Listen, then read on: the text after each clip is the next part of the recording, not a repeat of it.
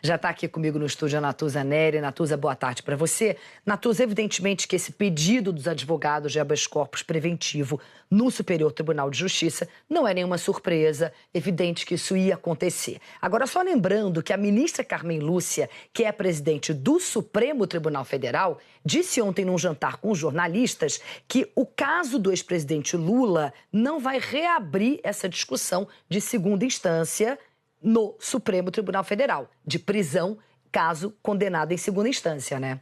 Exatamente, Cris. Vamos recapitular o que aconteceu com essa discussão sobre a prisão em segunda instância?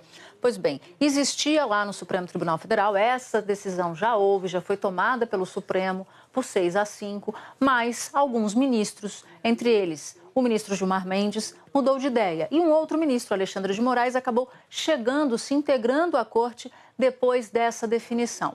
E o ministro Gilmar Mendes disse que haveria, por bem, mudar o seu entendimento. Ele que votou lá atrás a favor da prisão após uma condenação em segunda instância e que havia mudado, portanto, indicou isso diversas vezes, o seu entendimento. Então, essa bola ficou quicando durante esse tempo todo.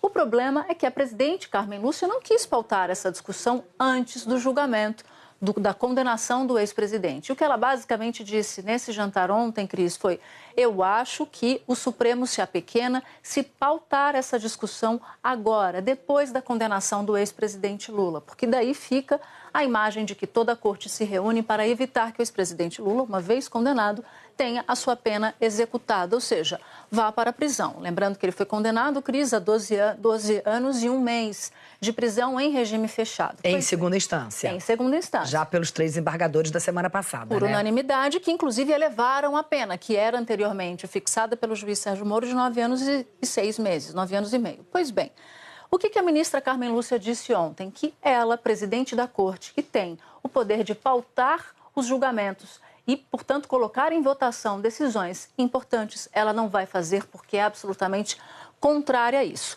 Porém, Cris, nesse mesmo jantar, ela deixou uma espécie de porta aberta. Se alguém quiser fazer essa provocação, ou seja, um outro dos 10 ministros restantes, aí ela, como presidente, vai ter de ouvir que provocação é essa. Então, ela, pessoalmente, como ela tem o poder da pauta, não vai colocar essa situação, essa discussão para votação, mas se algum outro ministro fizer essa provocação, aí ela dificilmente teria como se esquivar dessa pauta. Então, tem ali uma porta aberta, mas ela não vai assumir o ônus. O que ficou em jogo ontem, depois dessa declaração da ministra Carmen Lúcia, é quem é que vai querer assumir esse ônus de pedir para que essa discussão entre na pauta do Supremo. Agora, a presidente da mais alta corte do país, ela não vai tomar essa iniciativa.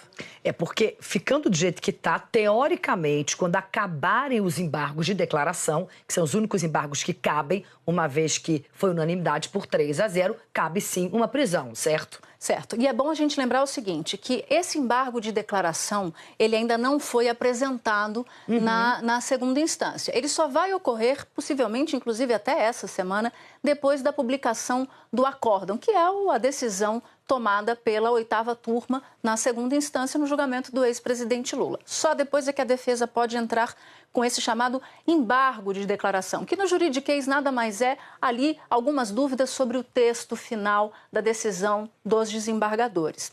Agora, não muda nada o mérito da questão, né? Para deixar bem claro. Absolutamente nada.